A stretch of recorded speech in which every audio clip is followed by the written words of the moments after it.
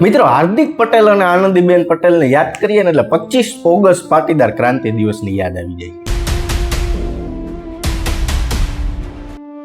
આજે પાટીદાર આંદોલનને 11 વર્ષ પૂર્ણ થયા. પોતાના સ્વાર્થ માટે ભાજપના અને કોંગ્રેસના મોટા નેતાઓએ પાટીદાર આંદોલન ભડકાવ્યું. વ્યવસ્થિત રીતે રોટલા શેક્યા. આંદોલનથી 10% ઈડબ્લ્યુએસ તો મળ્યું, પણ સમાજે આજ હું ખોયું? પાટેલોએ હું ખોયું? આજ પાટીદારોએ કણબીએ હું ખોયું? પાટીદાર અનામત આંદોલનથી શું ફાયદો થયો એ કદાચ કરશનભાઈને ન ખબર હોય. આ આંદોલન ખાલી પાટીદાર સમાજ માટે નહોતું મિત્રો. પટેલોએ તો ખાલી આગેવાની લીધી હતી.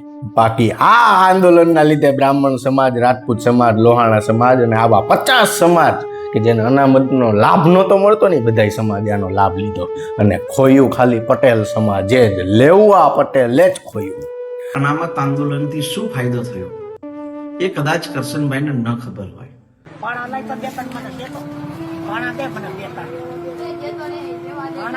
और अभी तो रुको, क्लाइमैक्स अभी बाकी. 14 છોકરા ખોયા, ડઝન એક પટેલ સમાજના નેતા ખોયા. આનંદીબેન પટેલ ફૈબાને સીએમ માંથી ખોઈ નાખ્યા.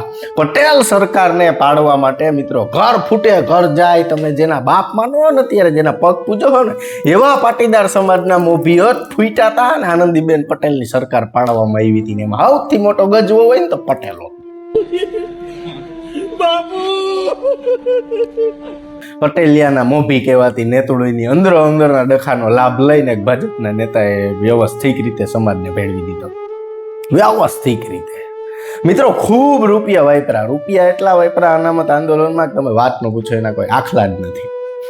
ખૂબ રૂપિયા. મોટા આખલા બાંધે ને એટલે ગાંડા થઈ જાય. પૈસા તો ખટારા ભરાઈને વાપરે, પણ તારે એના ભમરાઈ ભરી દે.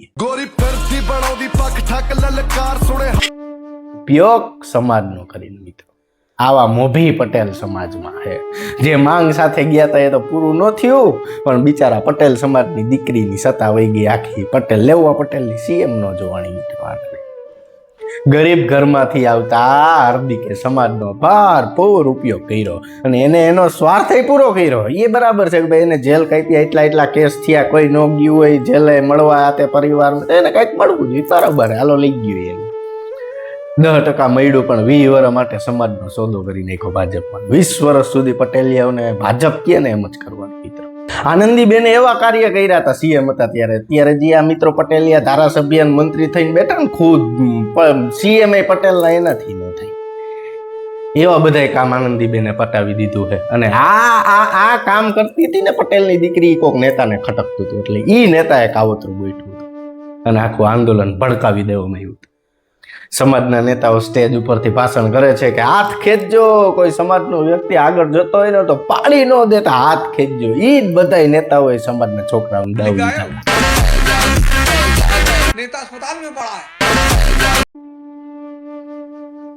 મારું ફેસબુક આઈડી બંધ થયું. સૌથી પહેલું ગુજરાતમાં મારું થયું મિત્રો. પછી આ બધાના મારા બેઝ ઉપર આ બધાના ગયા. બધાને એમ કે ગોંડલથી આઈટી બંધ થયું, બાપુએ કરાવી દીધું. ના, એ આઈડી બંધ થઈ મારા જ સમાજના મોભી નેતાએ કરાવી દીધું.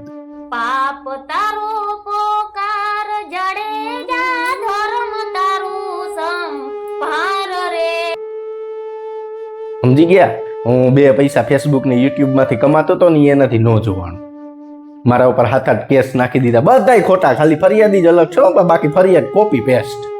હું તારીખો ભરું, વકીલ રાખું, પૈસા ખર્ચું, મહિનામાં 15-20 દિવસ તો મેં કોર્ટમાં જ રહું છું. આમ અમને હેરાન કર્યા, પણ અમને કઈ વાંધો નથી. આજે અમે ધુબાકા મારી ખાઈ પી.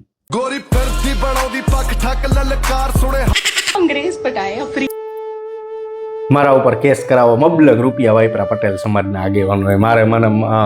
મારી બધી ડિટેલ કઢાવવા હાટોથી એટલા રૂપિયા અધિકારીઓ દીધા. બધાય કે પટેલ સમાજનું બન્યો કેમ બોલે છે. હું એટલે મિત્રો બોલું છું કે આ બધું અમે અમારી આંખે જોયું છે, અમે અમારી ઉપર ભોગ્યું છે એટલે અમે બોલી છે. બાકી એને કઈ ડાર્યું ના આવે.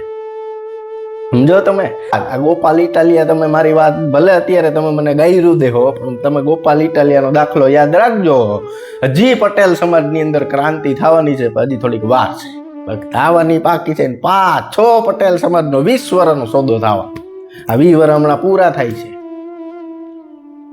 આવું બધું હાલે છે સમાજની અંદર મિત્રો. એટલે 25 ઓગસ્ટ પાટીદાર ક્રાંતિ દિવસને યાદ કરતા કરતા આ પણ આ બધા સંજોગો પણ તમે યાદ કરો, એટલા માટે મેં આ વિડીયો બનાવ્યો. બાકી આપણે કઈ વાંધો છે જ ને, આપણે ખાઈ પીને ધૂબા ઘાટ કરીએ છીએ. જય સરદાર.